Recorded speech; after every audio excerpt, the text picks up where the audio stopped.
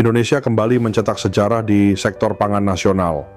Untuk pertama kalinya, pemerintah resmi melepas ekspor sebanyak 2.280 ton beras premium ke Arab Saudi.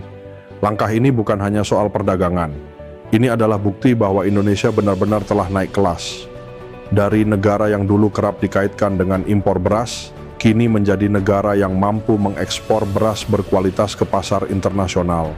Ekspor perdana ini dilakukan melalui Perum Bulog dengan pengiriman melalui Pelabuhan Tanjung Priuk sebelum akhirnya tiba di Pelabuhan Jeddah untuk memenuhi kebutuhan konsumsi jamaah haji Indonesia di Arab Saudi. Menteri Pertanian Republik Indonesia, Bapak Andi Amran Sulaiman, menyampaikan bahwa ekspor beras ini menjadi langkah awal yang sangat positif bagi Indonesia. Ia menjelaskan bahwa kebutuhan beras untuk jamaah haji Indonesia di Arab Saudi diperkirakan mencapai sekitar 20.000 hingga 50.000 ton setiap tahun. Karena itu, pemerintah berharap ekspor beras Indonesia ke depan dapat terus meningkat untuk memenuhi kebutuhan tersebut.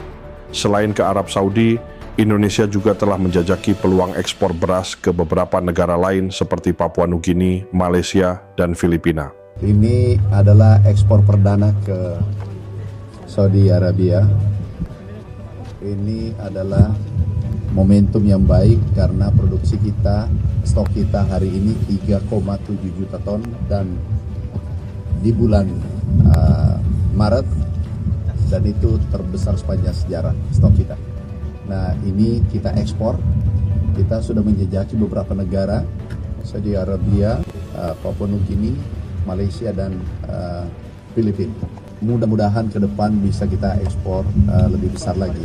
Tetapi khusus untuk jemaah kita, Saudi Arabia itu perkiraan antara 20 sampai 50 ribu ton. Kemudian nanti ke negara lainnya lagi. Keberhasilan ekspor ini tentu tidak terlepas dari arah kebijakan dan visi besar Presiden Republik Indonesia, Bapak Prabowo Subianto.